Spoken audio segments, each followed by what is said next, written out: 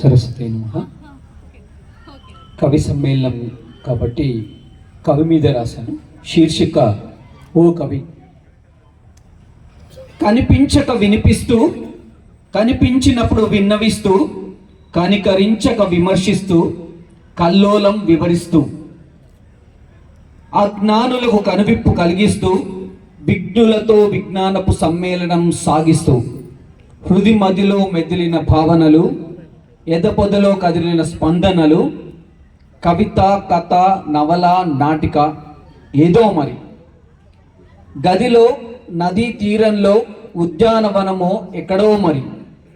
పుడమి తల్లి పురటి నొప్పులతో పోటీ పడుతూ, మది మదనంలో మేఘాలతో పోలిక పెడుతూ, అన్యాయం ఆక్రందనలను నిలదీస్తూ, అభాగ్యుల ఆవేదనలను పలకరిస్తూ, సమాజ శాంతి జీవనం పలవరిస్తూ, అహర్నిశలు అలసట లేక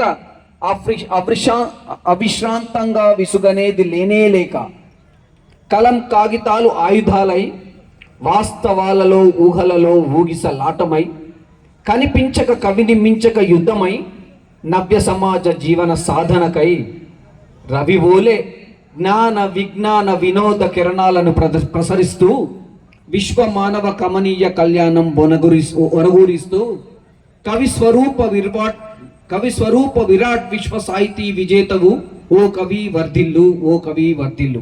థ్యాంక్ యూ.